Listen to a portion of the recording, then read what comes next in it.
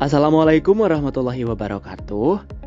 Hai teman-teman, perkenalkan kami dari kelompok 2 yang beranggotakan Ahmad Rozali 19062, Fitri Prisciliani 18986, Herawati 19224, Herawati 19105, dan Tuti Alawiyah 19268, kelas 6D, mata kuliah Human Resource Management Audit dengan dosen Ibu Novian Ekawati, SEMM. Di sini kami akan membahas mengenai seleksi dan penempatan. Seleksi adalah kegiatan untuk memilih dan menentukan tenaga kerja yang memenuhi syarat yang diterapkan oleh perusahaan. Tujuannya untuk menjaring calon karyawan dengan kualifikasi tertentu sesuai dengan yang dibutuhkan oleh perusahaan. Sedangkan penempatan adalah penugasan, assignment, atau penugasan kembali, reassignment, seseorang karyawan pada sebuah jabatan baru. Menurut Emanularang, seperti yang dikutip Ikomang Adartama, Niwayan Mujiati, dan Iwayan Mudiarti Utama, beberapa kualifikasi yang menjadi dasar dalam proses seleksi adalah sebagai berikut. Yang pertama, keahlian dasar. Yang kedua, pengalaman. Ketiga, umur. Yang keempat, jenis kelamin. Yang kelima, pendidikan. Keenam, keadaan fisik. Yang ketujuh, tamopang. Yang kedelapan, temperamen. Dan yang terakhir adalah karakter. Tahap seleksi. Proses seleksi calon tenaga kerja di perusahaan di Indonesia bervariasi. Namun, secara garis besar, seleksi berlangsung sesuai dengan tahapan-tahapan sebagai berikut. Yang pertama ada seleksi surat-surat lamaran. Artinya, calon kandidat pelamar menyiapkan surat lamaran kerja yang kemudian nanti diserahkan kepada pihak perusahaan untuk diseleksi. Yang kedua itu ada wawancara awal. Perusahaan melakukan interview kepada calon kandidat untuk mengetahui kepribadian calon pelamar. Yang ketiga ada ujian, psikotes, dan wawancara.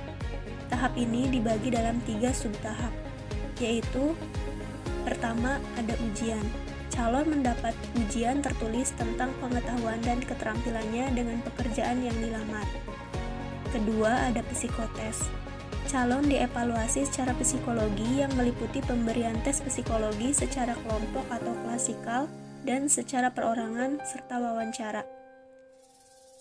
Yang terakhir itu ada penilaian akhir.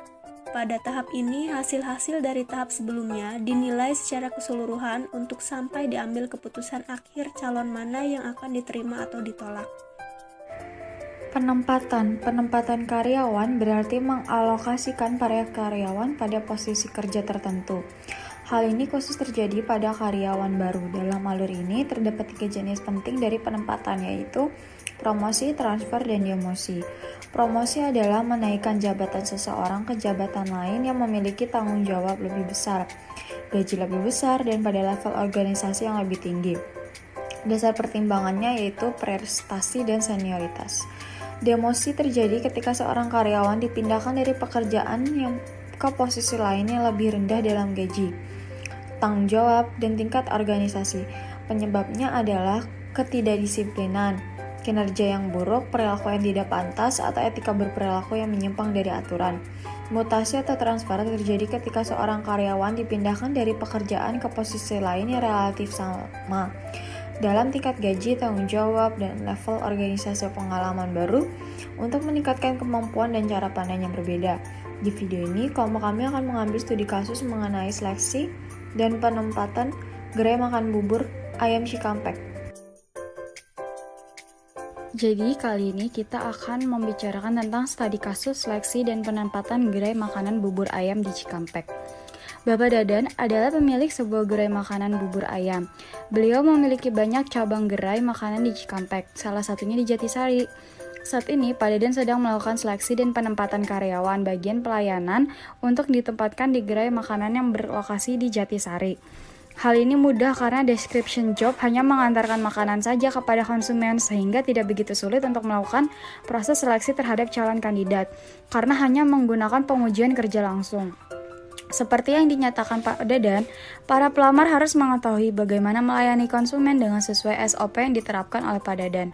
Lalu seperti contohnya harus berpakaian rapi, berpenampilan menarik, ramah kepada pembeli, serta memiliki good attitude dan yang terpenting adalah kejujuran. Untuk informasi lebih lanjut mengenai tahapan seleksi, Pak Dadan menggunakan media browser seperti berikut. Setelah calon kandidat mengirimkan persyaratan umum, maka Pak Dadan mulai menyeleksi surat-surat lamaran kerja yang diterima. Jika calon kandidat memenuhi kualifikasi, maka Pak Dadan akan memanggil calon kandidat tersebut.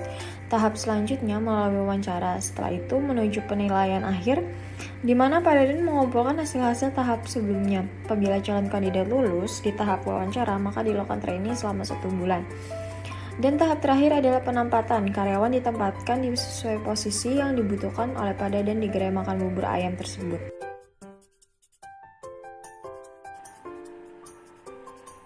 Hasil audit seleksi dan penempatan SDM pada gerai makanan bubur ayam Cikampek.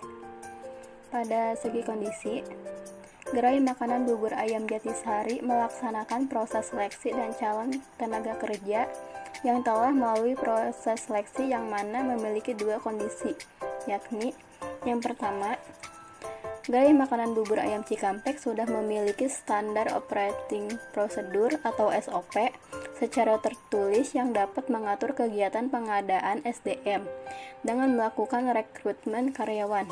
Yang kedua, persyaratan atau kriteria yang dicantumkan dalam informasi lowongan masih sangat umum dan tidak spesifik. Dari segi kriteria, yang pertama terdapat SOP tertulis yang mengatur prosedur pengadaan, seleksi, dan penempatan SDM. Yang kedua, kualifikasi dan persyaratan sudah dicantumkan dengan jelas pada informasi lowongan kerja dan sesuai dengan Undang-Undang Ketenagakerjaan Nomor 13 Tahun 2023. Selanjutnya dari segi penyebab, proses seleksi yang dilakukan Pak Dadan di gerai makanan bubur ayam Jatisari antara lain, yang pertama, melakukan tes wawancara saja. Yang kedua, dilakukan training selama 1 bulan. Calon karyawan yang memenuhi persyaratan yang telah ditetapkan perusahaan diterima sebagai pekerja dengan masa percobaan selama 1 bulan, terhitung sejak calon karyawan tersebut memulai bekerja di gerai makanan. Apabila dapat menyelesaikan masa percobaan dengan baik, selanjutnya akan dilakukan penempatan sesuai yang dibutuhkan. Selanjutnya akibat, yaitu penyeleksian calon karyawan menghasilkan kualitas karyawan yang diharapkan oleh Pak Dadan selaku pemilik dari gerai makanan tersebut. Dan rekomendasinya adalah Pak Dadan sebaiknya melakukan pengujian poligraf atau uji kebohongan guna mengetahui kejujuran dari para calon kandidat pada saat wawancara. Selain itu juga disarankan diadakannya uji psikotes yang bertujuan untuk mengetahui karakter dari calon kandidat tersebut. Dengan berjalannya proses seleksi dan penempatan sumber daya manusia yang ada di gerai makanan bubur ayam Pak Dadan ini sudah berjalan dengan efektif karena sudah melakukan proses seleksi dengan baik dan seleksi terdiri dari tes wawancara, sehingga apabila calon karyawan dinyatakan lulus dalam proses seleksi, maka akan melalui masa percobaan atau training selama 1 bulan dan ditempatkan pada posisi yang sesuai dengan kebutuhan. Akan tetapi lebih baik jika diadakan tes psikotes dan juga pengujian poligraf untuk menyempurnakan proses rekrutmen tersebut. Maka kesimpulannya adalah proses rekrutmen dan seleksi karyawan yang digunakan pada gerai makanan bubur ayam Pak Dadan adalah seleksi administratif, wawancara tahap 1, dan masa training kerja selama 1 bulan.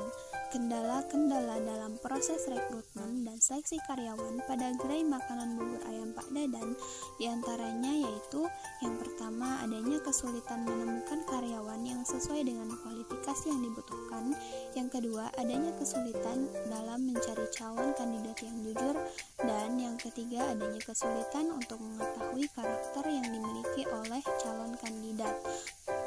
Selanjutnya, solusi dari kendala-kendala tersebut yaitu yang pertama, dengan mencari karyawan baru lagi sampai mendapatkan karyawan yang benar-benar sesuai dengan kualifikasi yang diinginkan. Yang kedua, dengan melakukan tes pengujian poligraf atau uji kebohongan yang telah disebutkan di bagian rekomendasi sebelumnya.